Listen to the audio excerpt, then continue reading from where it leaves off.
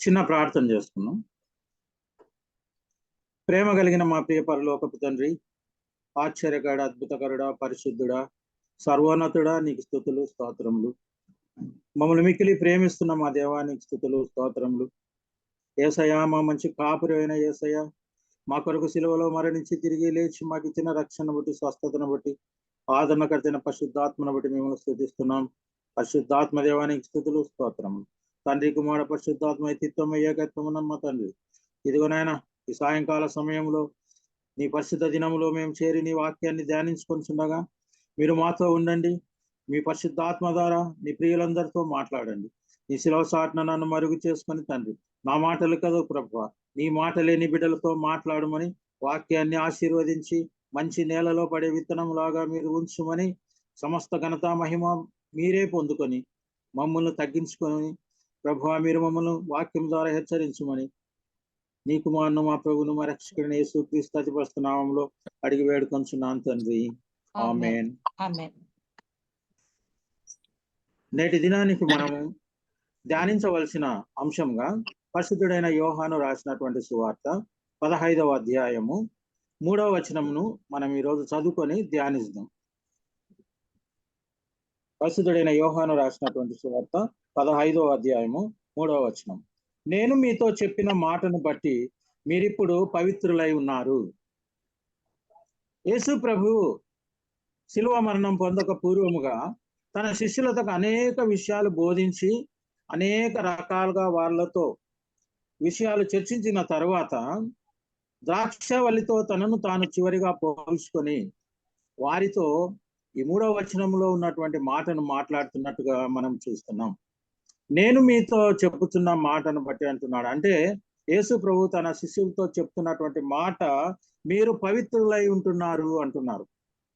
అంటే శిష్యులకు తాము పవిత్రులు అయినట్లు తెలియక పూర్వమే యేసయ్య వారికి మీరు పవిత్రులై ఉంటున్నారు, ఎందుకంటే వారు పవిత్రులు అయ్యారు యేసు ప్రభు యొక్క మాటల వల్ల. మరి ఎలా యేసు ప్రభు చెప్తున్నారని మనం కొంచెం ధ్యానిస్తున్నట్లయితే, ఇక్కడ మొట్టమొదట ఆయన మనల్ని గమనించేటువంటి దేవుడు, మనల్ని పరిశీలించేటువంటి దేవుడు, మన ఆత్మలను, మన అంతరింద్రియములను, మన జీవితాలను గమనించి పరిశీలించేటువంటి దేవుడు ఈ మాటను చెప్తున్నాడు. మరి ఆయన గమనించేటువంటి దేవుడు అని మనం అన్నప్పుడు ఒక విషయాన్ని మీతో నేను పంచుకోవాలని అనుకుంటున్నాను. యేసు ప్రభువు శిష్యులను గమనించుతున్నాడు. ఇంకొక మనం చక్కని ఉదాహరణగా యేసు ప్రభు శిలువ మరణంలో 3వ వాక్యంగా, అమ్మా ఇదిగో నీ కుమారుడు, ఇదిగో నీ తల్లి అని ఆయన శిలువలో పలికి ఉంటున్నాడు. మాటను పలకడం మనం చాలాసార్లు గుడ్ ఫ్రైడే రోజు తల్లిని కుమారుడు ఎలా చూసుకోవాలి, కుమారుని బాధ్యతలు ఏంటి అని చెప్తూ ఉంటాం. కానీ ఇక్కడ బాగుగా గమనిస్తే ఇక్కడ యేసు ప్రభు తల్లి గారు తనను గురించి తాను యేసు ప్రభుని ఏమీ అడగలేదు. ఆయన మనం అడగకమునకే మన అక్కర్లు తెలిసిన దేవుడు, మనల్ని గురించి భూత భవిష్యత్ వర్తమానం తెలిసినటువంటి దేవుడు. ఆయనకు సర్వము తేట తెల్లముగా తెలవబడుతుంది. కాబట్టి ఆయన తన తల్లిని చూసి ఆమె యొక్క అవసరతను గుర్తించాడు. గుర్తించి, అమ్మా ఇదిగో నీ కుమారుడని ఆమె యొక్క అవసరతను తీర్చినటువంటి దేవుడుగా మనం చూస్తున్నాం. ఆయన మనం గమనించినప్పుడు యోహాను కూడా యేసు ప్రభు యొక్క కుటుంబంలో, ఇహలోక కుటుంబంలో ఒకరిగా తనకు ఆత్మీయ సోదరుడుగా ఉండుకోవడానికి కూడా దేవుడు ఆయనకు గొప్ప అవకాశాన్ని ఇచ్చాడు. ఇంకా మనం ముందుకెళ్తే యేసు ప్రభు ఆదామును సృష్టించినప్పుడు ఆదాము సంతోషంగా ఉన్నాడు, ఏమీ కొదవలేదు. ప్రతిరోజు యేసు ప్రభు తండ్రి, కుమార, పరిశుద్ధాత్మై ఉన్నటువంటి దేవుడు చల్లని పూట మాట్లాడుతున్నాడు. కానీ అక్కడ కూడా ఆదామును గమనించినప్పుడు ఆదాము యొక్క అవసరతను దేవుడు గమనించాడు. ఒంటరిగా ఉండటం మంచిది కాదని సాటి అయిన సహాయాన్ని ఆయన చేయాలనుకున్నాడు. ఇలా చూస్తూ పోతే పరిశుద్ధ గ్రంథంలో ఆయన మనలను గమనించే దేవుడు, మన అవసరాలను తీర్చేటువంటి దేవుడు. కానీ ఇక్కడ మనం గమనించినట్లయితే శిష్యులకు మీరు పవిత్రై ఉంటున్నారు అని తన వాక్యాన్ని విడుదల చేశాడు. అంటే శిష్యుల యొక్క స్పిరిచువల్ లైఫ్ ఇప్పుడు ఆయన గమనిస్తూ ఉన్నాడు. ఇన్ని రోజులు తన వాక్యము వల్ల, తన మాటల వల్ల వారి యొక్క హృదయాలను ఆయన మారుస్తూ వచ్చాడు. హృదయాలను ఎరిగినటువంటి ఆ దేవుడు వారిని పవిత్రులుగా చూస్తున్నాడు. మరి ఒక్క మాటలోనే రెండవ విషయం మనం గమనించినట్లయితే, గమనించే దేవుడే కాదండి, ఆయన యొక్క వాక్కు చాలా బలము కలిగినటువంటిది. ఆయన వాక్కు మనల్ని పరిశుద్ధులుగా చేసేటువంటిది, మన హృదయాలను పవిత్రంగా మార్చేటువంటి వాక్కు, మనల్ని పరిశుద్ధులుగా చేసేటువంటి వాక్కు. కాబట్టి ఆయన గమనించే దేవుడు మాత్రమే కాదు, తన వాక్కు ద్వారా తన బిడ్డలను ఆయన పవిత్రపరిచేటువంటి దేవుడు. అదేవిధంగా మూడవగా ఈ వాక్యాన్ని నాకు చదివినప్పుడు ఏమనిపించిందంటే, యేసు ప్రభు తన ప్రణాళికలో ఈ మిగిలినటువంటి 11 మంది శిష్యులను కూడా దేవుని రాజ్య సువార్తలో తన బిడ్డలుగా, తన యొక్క రాజ్య సువార్తలను వాళ్ళను వాడుకోవాలనుకున్నాడు. కాబట్టి వాళ్ళను పవిత్రులుగా, పరిశుద్ధులుగా చేశాను తన మాటల ద్వారా అని చెప్తున్నారు. ఇక్కడ ఒక మంచి మాట నాకు తట్టుకుంటుంది. ఎందుకంటే తండ్రి, కుమార, పరిశుద్ధాత్మ ఏకత్వం ఉన్నటువంటి దేవుడు యేసు ప్రభును కలిగినటువంటి తన శిష్యులను ఆ ట్రినిటీలో ఒకరిగా చేర్చుకోబోతున్నాడు. సో ఎప్పుడైతే ఒకరు యేసు ప్రభు నామంలో బాప్తిసం పొంది, పరిశుద్ధాత్మను పొంది, యేసు ప్రభు కలిగినటువంటి జీవితము ప్రవేశిస్తారో, మనము కూడా ఆ ట్రినిటీలో 4th మెంబర్గా ఉంటాం. ఎందుకంటే యేసు ప్రభు కార్యములు జరిగించాలంటే పరిశుద్ధాత్మ కార్యాలు జరిగించాలి. కాబట్టి మొట్టమొదట ఆ పరిశుద్ధాత్మను అనుగ్రహించాలంటే ఆయన హృదయాలను చూసేటువంటి దేవుడు. మన హృదయాలను ఆయన కోరుకుంటుంటాడు. అందుకే నా కుమారుడా నీ హృదయం నాకు ఇవ్వను అని అడుగుతున్నా. మరి అలాంటి హృదయాలు కలిగినటువంటి ఆ శిష్యులను ఆయన పవిత్రపరిచారు. ఎందుకంటే ఆ పవిత్రమైన హృదయంలోనికి తన పరిశుద్ధాత్మను పంపబోతూ ఉన్నాడు. ఇంకా పంపలేదు, పంపబోతూ ఉన్నాడు. ఎందుకంటే ఎప్పుడైతే వాళ్ళు పరిశుద్ధాత్మను పొందురో వాళ్ళ శక్తి కలిపి అద్భుతమైన కార్యాలు చేయవలసి ఉంటుంది. యోహాను రాసినటువంటి సువార్తలోనే మనము 14-11 చూసినట్లయితే అక్కడ ఆయన ఏం చెప్తున్నాడంటే, యేసు ప్రభువును కలిగినటువంటి వారు నాకంటే గొప్ప కార్యములు చేతురు అని యేసు ప్రభువే చెప్తున్నారు. అంటే యేసు ప్రభు తన సువార్త సేవలో వాడుకోవాలన్నటువంటి నిజమైన శిష్యులు పరిశుద్ధాత్మతో అభిషేకించబడి వారు ఆశ్చర్యకార్యాలు దించాలని కోరే దేవుడు ఆ ప్రణాళికలో ఉన్న ఈ శిష్యులను ఇప్పుడు మొదటి స్టెప్ గా వారిని పవిత్రులుగా ఆయన చేసి ఉన్నాను అని తెలియజేస్తూ ఉన్నాడు. అందుకనే శిష్యులు పరిశుద్ధాత్మను పొందిన తర్వాత చాలా అద్భుతమైనటువంటి కార్యక్రమాలను, ఆశ్చర్యకరమైనటువంటి సేవలను మరణము వరకు వారు కొనసాగించారు.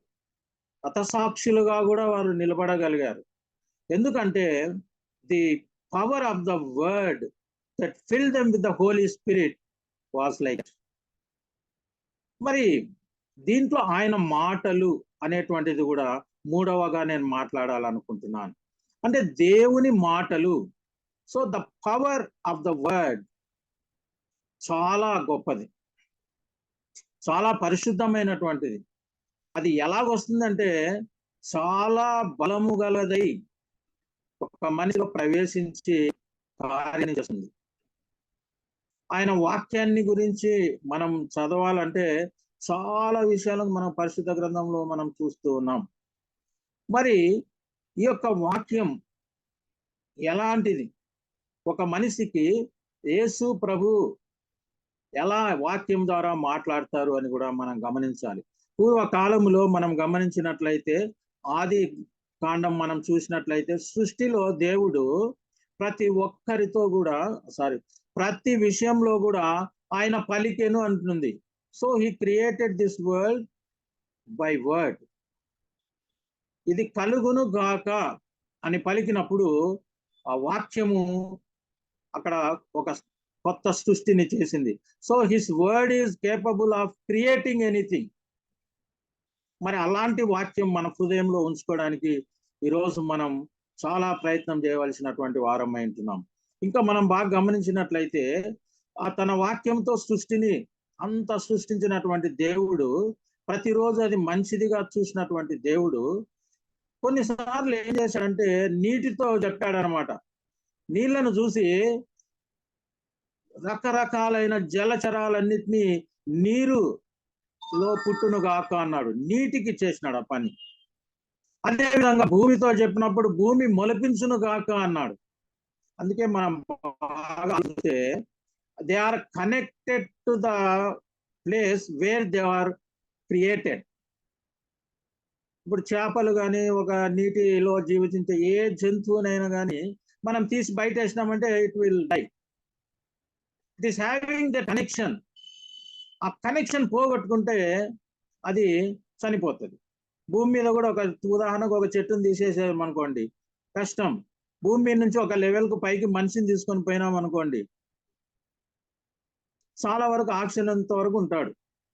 సో భూమి మీద ఉన్నటువంటి మిగతా వాటికి అన్ని గమనిస్తే but man is different in creation. దేవుడు మానవుణ్ణి సృష్టించినప్పుడు ఆయన నీటితో మాట్లాడినట్లుగా లేదా జలములతో మాట్లాడినట్లుగా అదే విధంగా భూమితో మాట్లాడినట్టు కాకుండా హీ స్పోక్ విత్ హిమ్సెల్ఫ్. తనకు తానే మాట్లాడుకున్నాడు దేవుడు. అక్కడ కూడా తండ్రి కుమార పరిశుద్ధాత్మలను తెలియజేస్తూ మనలను పోయినటువంటి మనిషిని మనము సృష్టించుదాము అంటున్నాడు. నేను సృష్టిస్తున్నా అనడం లేదు. Trinity is using the word మనలను పోలిన. సో మానవుడు సృష్టింపబడినప్పుడు ఈ దేవుని నుండి సృష్టింపబడినాడు కాబట్టి he is connected with the God. అందుకే మానవుడు దేవుడు సృష్టించినాడు, తన జీవాత్మను తనలో ఉంచాడు, అనేక రకాలుగా ఆశీర్వదించాడు. అందుకే మానవునికి ఇప్పుడు నేనేం చెప్తున్నానంటే ఎలాగైతే జలము నుంచి వచ్చిన జంతువులు జలం నుంచి తొలగిపోతే జీవించలేవో, దేవుని నుండి వచ్చినటువంటి మానవుడు దేవునితో కనెక్షన్ పోగొట్టుకుంటే ఇక జీవించడానికి చాలా కష్టం. అది ఆత్మీయ మరణము. He may have the physical body but ఆత్మీయంగా చనిపోతాడు. దేవునికి ఇలాంటిది ఇష్టం లేదు. ఎందుకంటే తనతో పాటు తన రూపంలో తను సృష్టించుకున్నటువంటి తాను ప్రేమించినటువంటి మానవుడు తనతో కనెక్ట్ అయి ఉండాలి, ఆత్మ ద్వారా కనెక్ట్ అయి ఉండాలని అనుకుంటుంది.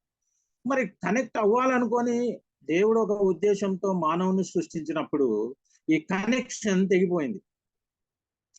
ఆదాము తప్పు చేశాడు, కానీ కనికరించేటువంటి దేవుడు ఆయనకు కొన్ని శిక్షలు ఇచ్చినప్పటికీ వారి మీద కనికరం చూపాడు. ఇజ్రాయేలీలు ఆయన ఎంతో ప్రేమించాడు, కానీ ఆ సంబంధాన్ని తెలుసుకున్నారు, దేవుడు చాలా కలత చెందాడు. అయినప్పటికీ ఈ సంబంధాన్ని పునరుద్ధరించుకోవాలి, నేను తప్పనిసరిగా వీరితో మళ్ళీ నా యొక్క పరిశుద్ధాత్మను వీళ్ళను ఉంచాలి అనే కోరిక కలిగినటువంటి దేవుడు తన సొంత కుమారుడైనటువంటి యేసు ప్రభువును ఈ లోకానికి పంపించాడు. మొట్టమొదట దేవుడే మాట్లాడుతూ వచ్చాడు మానవునితో. ఆదాముతో చల్లని పూట వచ్చి చక్కగా మాట్లాడేవాడు. ఎంత గొప్ప భాగ్యం చూడండి. అలాంటి భాగ్యాన్ని పోగొట్టుకున్నాడు. తర్వాత మోషేతో యెహోషువతో మాట్లాడినటువంటి దేవుడు కాలక్రమంగా మానవుని యొక్క హృదయాన్ని చూసి, హృదయము చాలా ఘోరమైన వ్యాధి గలది, చాలా మోసకరమైంది. ఈ ప్రజలు వాక్యం వింటున్నారు, తన చెవులతో వాక్యం వింటున్నారు, నోటితో సూచిస్తున్నారు, అన్ని చేస్తున్నారు, కానీ వారి హృదయం నాకు దూరంగా ఉంది. ఈ హృదయంతో కనెక్ట్ చేయాలంటే ఈ అపరిశుభ్రమైనటువంటి అపవిత్రమైనటువంటి హృదయాన్ని తిరిగి పవిత్రము చేయాలి. పవిత్రం చేయబడినప్పుడే ఆ పరిశుద్ధమైన ఆత్మ, దేవుని ఆత్మ రెండు కనెక్ట్ అవుతుందనే ఉద్దేశంతో తిరిగి తన సొంత కుమారుని పంపిస్తే, ఆనాడు తాను మాట్లాడి తన యొక్క ప్రవక్తల ద్వారా మాట్లాడి దర్శనముల ద్వారా మాట్లాడినటువంటి దేవుడు తిరిగి కుమారుని రూపంలో వచ్చినప్పుడు కుమారుని ద్వారా మనతో మాట్లాడాడు. యేసు ప్రభు చెప్పేదంతా ఒకటే, నిత్య జీవము కొరకు యేసును కలిగిన జీవితము మనం కలిగి ఉండాలి. మనం యేసు ప్రభు నమ్ముకున్నా కూడా మనలో పరిశుద్ధాత్మ నింపబడే వరకు మనం యేసు ప్రభువును పోజాడాలి. అందుకనే యేసు ప్రభు శిష్యులతో ఈ రోజు ఏం చెప్పారంటే, మీరు పవిత్రులైనారు, that you are ready to receive the holy spirit, you are ready to participate in my ministry, you are ready to take action and bring so many souls for me అనేటువంటి గొప్ప ఉద్దేశంతో వాళ్ళకు ఆ మాటలను యేసు ప్రభు తెలియజేస్తూ వస్తున్నాడు.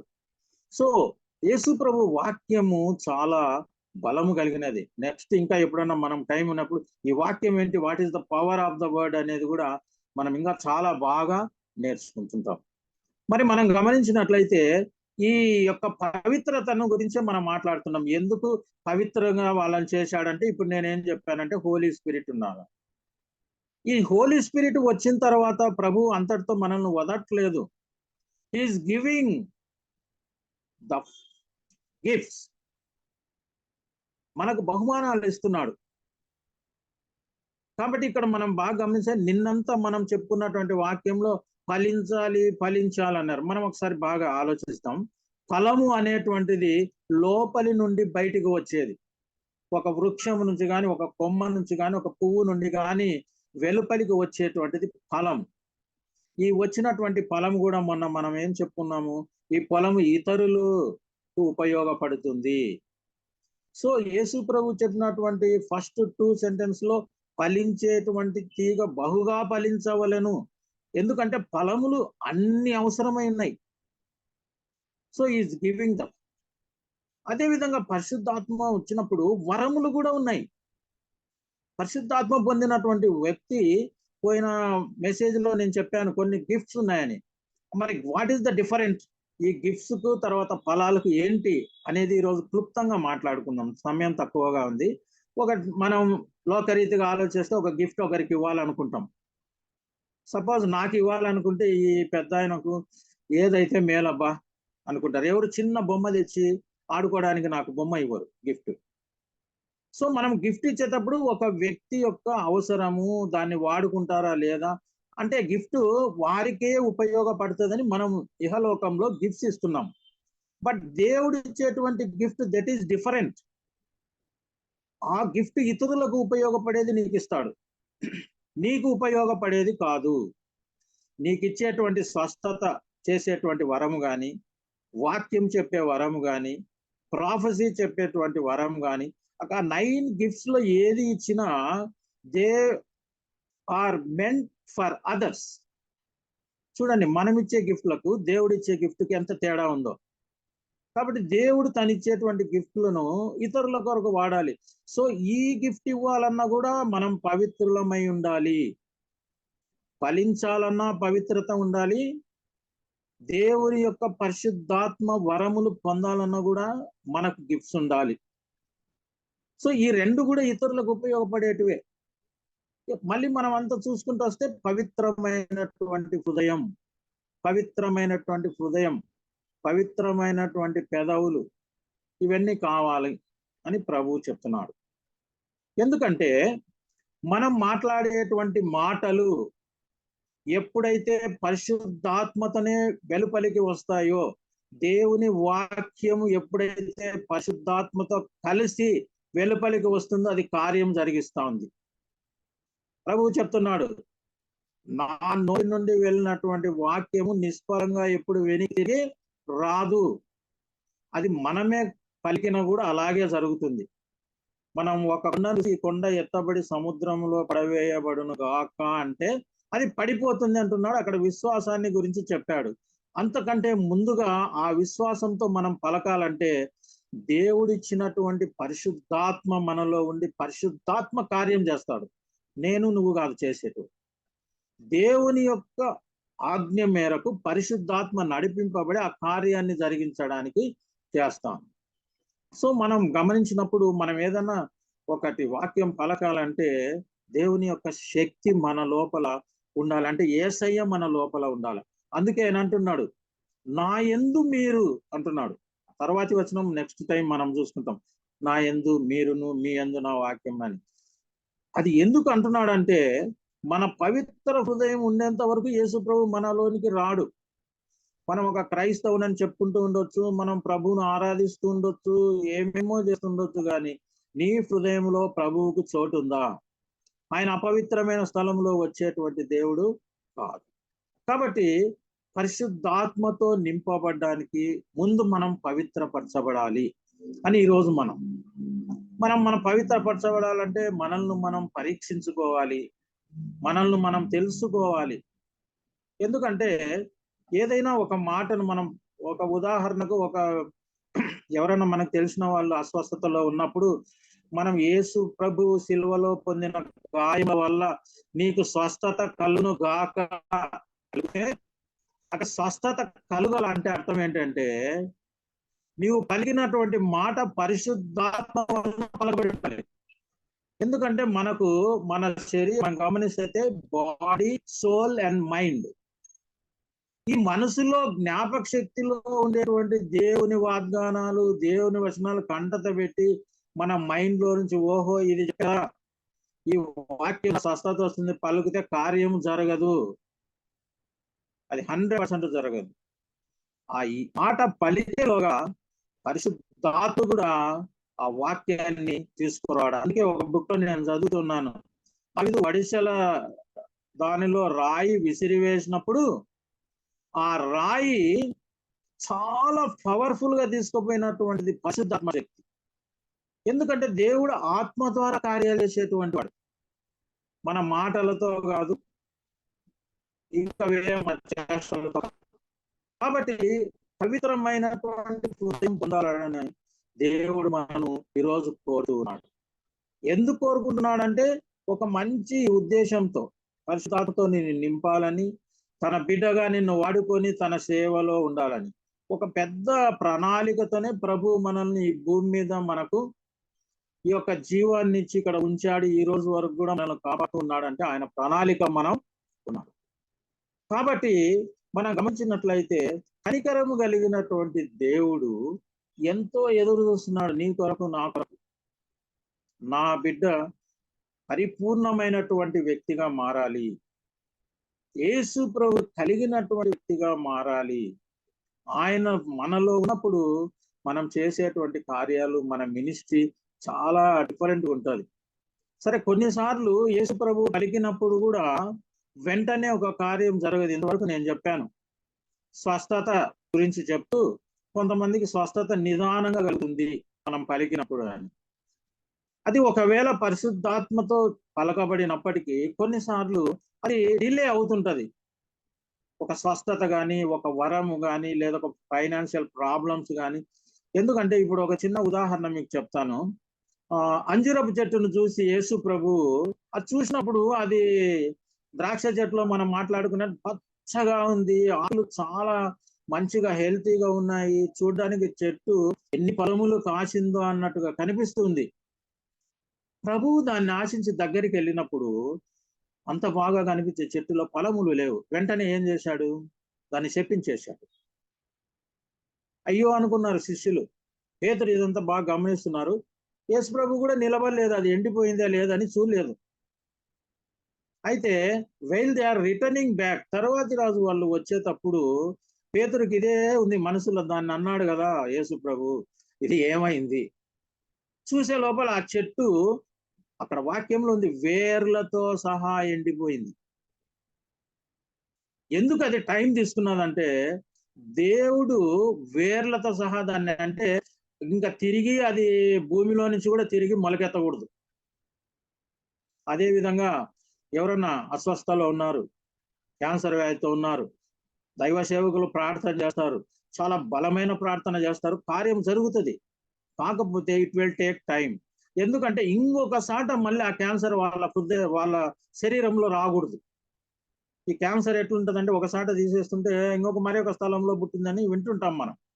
అందుకు టైం తీసుకుంటే దాన్ని సమూలంగా వేరుతో సహా తీసివేయాలనేటువంటి ప్రణాళికలో కొన్ని డిలే అవుతాయి. But it is for hour good only.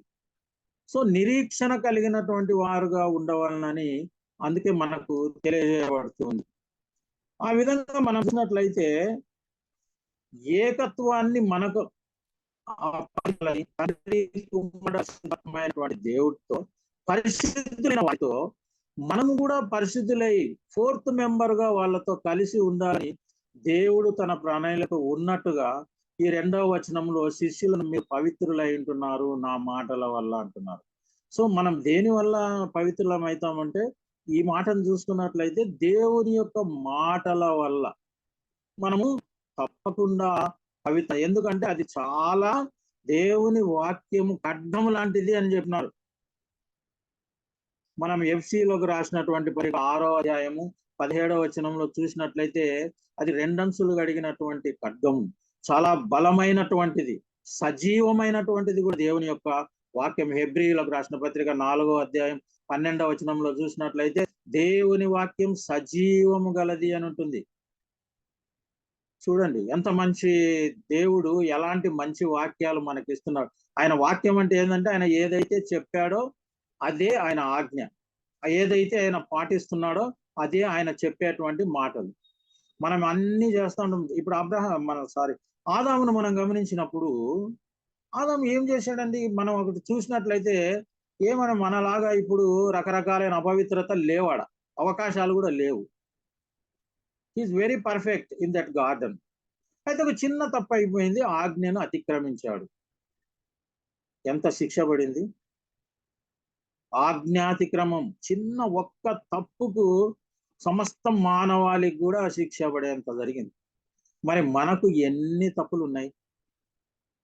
దేవుడు తెలియజేసినటువంటి ఎన్ని ఆజ్ఞలను మీరిపోయినాం? ఒక్కసారి మనల్ని మనం ఆలోచించుకోవాలి.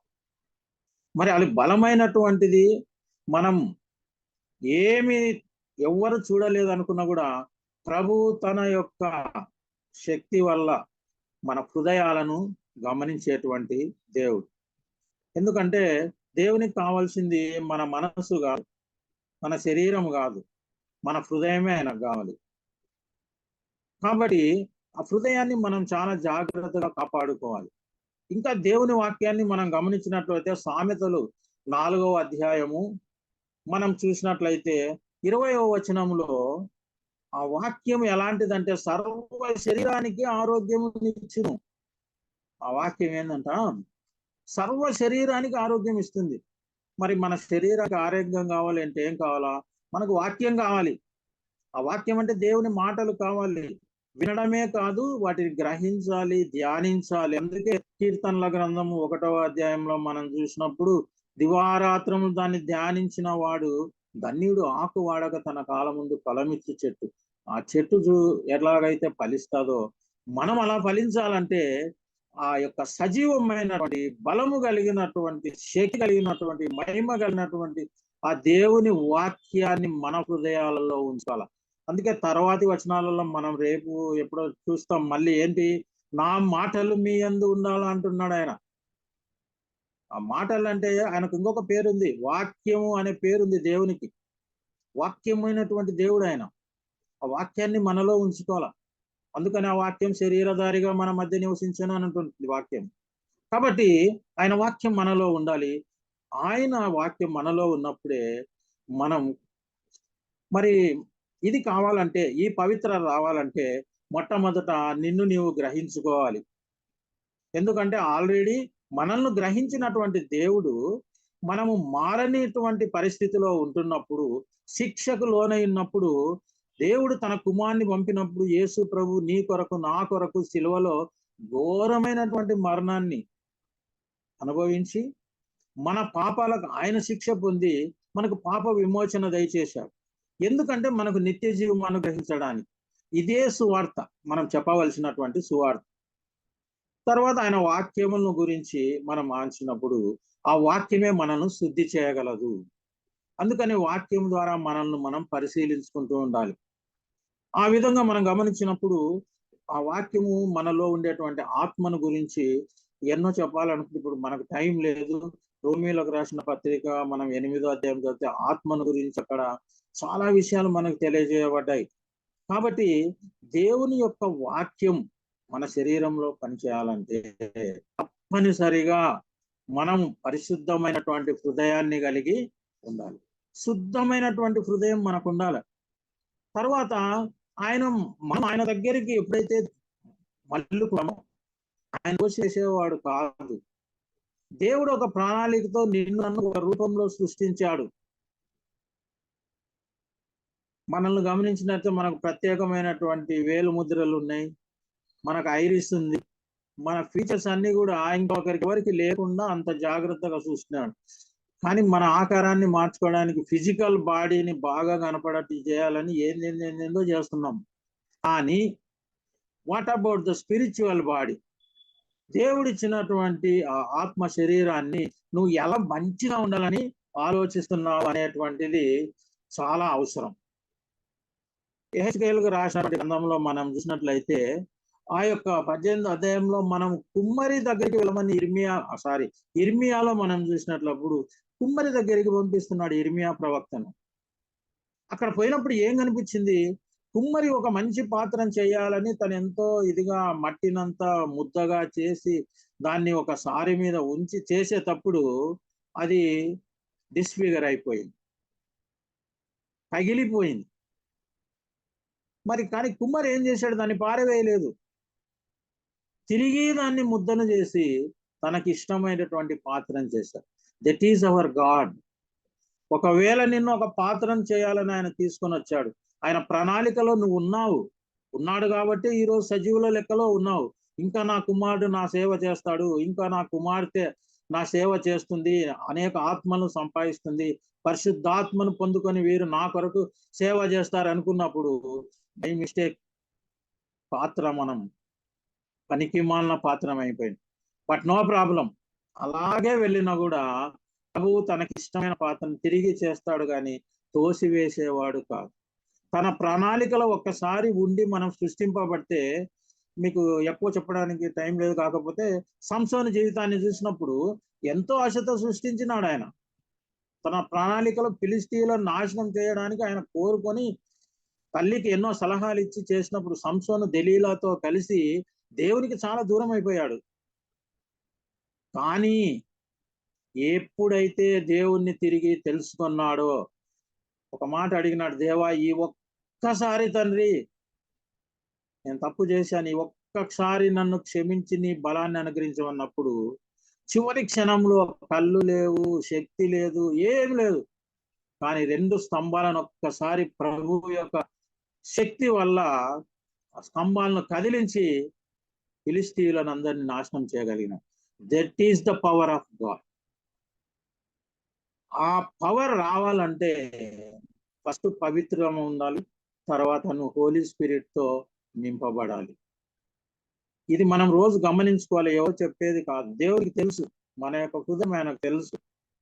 ఆ విధంగా మనం తప్పకుండా ఉండాలి. ఎందుకంటే ఆయన మనల్ని శుభ్రపరిచేటువంటి దేవుడు, పవిత్రపరిచేటువంటి దేవుడు. మన హృదయాన్ని మాంసపు ముద్ద చేస్తాడు ఆయన. రాతి గుండెని తీసేసి మాంసపు గుండెని ఇచ్చేటువంటి దేవుడు. ఎన్నో చెప్పారు వాక్యాలలో. అంత బలమైన వాక్యాన్ని గురించి చెప్పుకుంటే ఇంకా దాని యొక్క శక్తి సామర్థ్యాలు టైం సరిపోనంత ఉంటుంది. కాకపోతే ఈరోజు మన వాక్యం ఏంటంటే the main importance of being holy. పరిశుద్ధతో ఉండాలి. క్రైస్తవ జీవితం పరిశుద్ధమైనదిగా ఉండాలి. అందుకే ఆయన ఏం చెప్పాడు? నేను పరిశుద్ధిని గనక మీరును పరిశుద్ధులుగా ఉండదు. శిష్యులకు కూడా పరిశుద్ధాత్మ తను చనిపోయిన తర్వాతనే తిరిగి లేచి యేసు ప్రభు అనుగ్రహించారు. అంతవరకు వారిని మార్చుతూ వచ్చాడు. ఈరోజు నిన్ను నన్ను ఆయన ప్రతిరోజు తన ప్రణాళికలో చేతులు చాపి లోబడని పిల్లల వైపు నా చేతులు చాపుతున్నాను అంటున్నాడు. ఈరోజు యేసు ప్రభు నమ్ముకున్నావు, యేసు ప్రభు ఎవరో నీకు తెలుసు, ఆయన కాపుదల నీకు ఉంది, నీ వరకు ఉంది అది. కానీ ప్రభు అది కోరుకోవటం లేదు. నాకు నీవు ఒక్కనే అవసరం లేదు, అవసరమే నువ్వు, నిన్ను ప్రేమిస్తున్నా, నా బిడ్డగా నిన్ను స్వీకరించాను, నిన్ను ఆశీర్వదించాను, అన్ని చేశాను. బట్ నా పని నువ్వు ఎప్పుడు చేస్తావు? నా రాజ్య సువార్త ఎప్పుడు చేస్తావు? నా నీతిని రాజ్యాన్ని ఎప్పుడు వెతుకుతావు? నువ్వు ఆ పని నువ్వు చేయాలంటే యూ షుడ్ బికమ్ హోలీ. నువ్వు పరిశుద్ధుడుగా ఉండాలి, నీ అపవిత్రత అంతా వెళ్ళిపోవాలి. నిన్ను చూడగానే నన్ను వాళ్ళు నీలో చూడాలి. అంత పవిత్రమైన జీవితం ఉంది. పరిశుద్ధాత్మతో నింపబడితే ఆయన సేవలో మనం ఉండాలి. అందుకే మనం మొన్న కూడా ఒక మాట చెప్పాను, కోత విస్తారముగా ఉంది, పనివారు కొద్ది మందే. ఎందుకంటే కొద్ది మంది మాత్రమే పరిశుద్ధాత్మతో వాక్యాన్ని విత్తుతూ ఉన్నారు. అందుకే చూడండి, పేరు 4 మాటలు చెప్పగానే కొన్ని వేల మంది రక్షించబడ్డారు. మరి మనం వెళ్ళేటువంటి చాలా సంఘాలలో ఎన్నిసార్లు వాక్యాన్ని బోధించారు, ఎన్ని రకాలు మనకి విన్నాం, అది ఎందుకు పని చేయట్లే? ఎందుకు ప్రతి ఒక్కరు సంఘంలో ఆత్మతో నింపబడకుండా ఉన్నారు? అంటే ఆ వాక్యం వచ్చేటువంటి ఎక్కడి నుంచి వస్తుందో మనం గమనించాలి.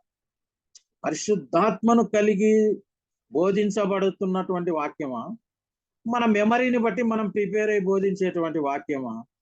కార్యము జరగలేకుండా ఉంది. అందుకే అలాగే కోత ఇంకా విస్తారం అవుతానే ఉంది. కాబట్టి వాక్యాన్ని బోధించేటప్పుడు మనం మనల్ని పరీక్షించుకోవాలి. ఎందుకంటే అది దేవుని సేవ. ఆయన రాజ్యం కొరకు మారు మనస్సును, ఉజ్జీవాన్ని కలగజేసినటువంటి దాని కొరకు మనం వచ్చి ఊరికి మనం మైండ్ లో నుంచి వచ్చేటువంటి దేవుని వాక్యాలు ఎక్కడ కార్యాన్ని జరిగించవు. దేవుని నడిపింపు, దేవుని వాక్యం రావాలి. అందుకనే యేసు ప్రభు కూడా తండ్రి అయిన దేవుని నుంచి పరిశుద్ధాత్మను పొంది పరిశుద్ధాత్మ ద్వారా ఆయన కార్యాలు జరిగిస్తూ ఉన్నాడు. కాబట్టి మనం గమనించినట్లయితే ఆయన లేని దానిని ఉన్నట్టుగా పిలిచే దేవుడు. కాబట్టి అక్కడ ఏది లేదో, ఆరోగ్యం లేదో, లేకపోతే ఫైనాన్షియల్ ప్రాబ్లమ్స్ ఉన్నాయో, ఏం లేదో, నీవు పొందాలంటే ముందు నీవు పవిత్రుడుగా ఉండాలి. అప్పుడు నీకు ఏం అవసరమో అవన్నీ అడిగితే దేవుడు నీకు అనుగ్రహించడానికి ఆయన సిద్ధంగా ఉన్నాడు అన్నమాట. అంతవరకు కూడా మనల్ని మనం పరీక్షించుకొని ఉండాలి. చివరిగా నేను ఇంతకు ముందు ఒక కథ విన్నాను, దాన్ని చెప్పి ముగిస్తాను. ఎందుకంటే చాలా విషయాలు ఈరోజు చెప్పలేకపోయినాను, టైం కూడా ఎక్కువైంది. సారీ, ఎందుకంటే మా వైపు నుంచి కొంచెం ట్రబుల్ వచ్చింది. మరి ఒక చిన్న కథ ఏంటంటే, ఒక రకమైనటువంటి సముద్రంలో మధ్యలో ఒక ద్వీపం ఉండింది. ఆ ద్వీపంలో వరదలు హెచ్చరించబడింది. ఇంకా కొద్దిసేపట్లో వరద వస్తుంది. కానీ ఇక్కడ ఉన్నటువంటి వ్యక్తి ఏం చేశాడంటే, ఏమొస్తుందిలే వరద అని ఒక నిర్లక్ష్యం. ఇంకొకటి, నన్ను దేవుడు కాపాడుతారులే అని ఇంకొకటి. ఇలా తన వరకు తాను ఉన్నాడు. ఈలోగా ఒక మంచి గజ ఈతగాడు దగ్గరికి వచ్చి, బాబు కొద్దిసేపట్లో దీపం మునిగిపోతుంది, నీవు నా వెంట వచ్చేసేయి, నా భుజం మీద కూర్చొని, లేదంటే నా వీపు మీద కూర్చో, నేను నిన్ను జాగ్రత్తగా తీసుకెళ్తాను. కానీ నువ్వు చేయాల్సిన పని ఏంటంటే నన్ను గట్టిగా పట్టుకోవాలి అన్నాడు. దిక్కులు చూశాడు, వెంటనే చాలా అలలు వచ్చేస్తున్నాయి, నీరు వస్తుంది. తప్పకుండా తనను తాను రక్షించుకోవాలంటే ఈ వచ్చినటువంటి వ్యక్తి యొక్క వీపు మీద గట్టిగా పట్టుకొని కూర్చున్నాడు. ఆయన పరిస్థితి ఏంది? ఆయన వీధుకుంటూ వెళ్తున్నాడు, చెయ్యి వదిలితే ఎవరికి అపాయం? ఈ వ్యక్తికి అపాయం. చెయ్యి వదలడానికి లేదు, దరి చేర్చే వరకు నువ్వు వదలకుండా గట్టిగా పట్టుకోవాలి. ఈరోజు క్రైస్తవ జీవితం కూడా అంతే. యేసు ప్రభు చెయ్యిని మీరు గట్టిగా పట్టుకోవాలి. ఆయన కలిగిన జీవితం ఉండాలి. మధ్యలో సాతానుకు లొంగిపోయి ఒక్కసారి చెయ్యి వదిలామంటే ఈ లోకం అనేటువంటి పాపపు జీవితంలో ప్రవాహంలో కొట్టుకొని పోయి నరకానికి పాలేదు. అది ఎవ్వరు అలా నరకానికి వెళ్ళాలని మా దేవునికి ఇష్టం లేదు, ప్రభువుకి ఇష్టం లేదు. అందుకే తన ప్రాణం ఇచ్చారు. మరి ఇంత నిన్ను నీవు కాపాడుకోవడానికి నీవు పవిత్రగా ఆయన సేవలో నీవు ముందు కొనసాగడానికి పవిత్రమైనటువంటి ఆత్మతో శక్తి కలిగినటువంటి పరిశుద్ధను నింపుకోవడానికి ప్రయత్నం చేయాల్సిన బాధ్యత ప్రతి క్రైస్తవ బిడ్డ మీద ఉంది. కాబట్టి ఈ రాత్రి సమయంలో నేను మీకు తెలియజేసుకునే అంశం ఏంటంటే, తప్పనిసరిగా యేసు ప్రభు కలిగిన జీవితమే నాకు ముఖ్యం. Be holy. ఈరోజు మనం అనుకునేదంటే యేసు ప్రభు వాళ్ళని ఎలా పవిత్రులుగా చేశాడో, ఎలా చేశాడు? తన మాటలతో చేశాడు. మనల్ని కూడా పవిత్రులుగా చేస్తాడు. ఆయన ఇప్పుడు మనతో మాట్లాడక ముందు ఆయన వాక్యాన్ని మనకు అనుగ్రహించాడు. పరిశుద్ధ గ్రంథంలో అనేక వాక్యాల ద్వారా మనతో హెచ్చరిస్తాడు. అనేక ప్రవక్తల ద్వారా మాట్లాడిన అనేక సేవకుల ద్వారా మనతో మాట్లాడతాడు. అనేక రకాలుగా మాట్లాడతాడు. అప్పుడు మనం తప్పకుండా దేవుని యొక్క వాక్యాన్ని మనం గ్రహించి ఆయనకి ఇష్టమైన బిడ్డలుగా ఉండాలని ఈ రాత్రి సమయంలో మేము కోరుకుంటూ ఈ వాక్యాన్ని ఇంతటితో ముగియాలనుకుంటున్నాను. ఈరోజు మా సాక్ష్యాన్ని కూడా మీకు చెప్పాలనుకున్నాం. ఎందుకంటే మా జీవితంలో దేవుడు ఎన్నో అద్భుతాలు చేశాడు. నేను దేవుని స్వరం వినగలను, చూడగలిగినాను. అవన్నీ మీకు తెలియజేయాలనుకున్నాను, కానీ ఎందుకో మరి దేవుడు లేకుంటే సైతాను నాకు తెలియదు. ఈ వాక్యానికి కొద్దిగా అంతరాయం ముందు కలిగింది. అయినప్పటికీ నా ప్రియమైనటువంటి సహోదరులందరూ కూడా ఓపికతో అధికారులు దాడినప్పటికీ వాక్య పరిచయలో ఉన్నారు. మీ అందరికీ ప్రభు నామంలో స్తోత్రం చెల్లిస్తున్నాను. చివరిగా ముందు పాట పాడినప్పటికీ అది రాలేదు. ఇప్పుడు పాడి దాన్ని ముగించుకో. వాక్యమును యాకోబుకు తెలియచేసిన వారని, వాక్యమును యాకోబుకు తెలియచేసిన వారని, జనముకి లాగునా చేసియుండాలేదని, దేవునికి స్తోత్రము గానము చేయుటయే మంచిది. మనమందరము స్తుతి గానము చేయుటయే మంచిది.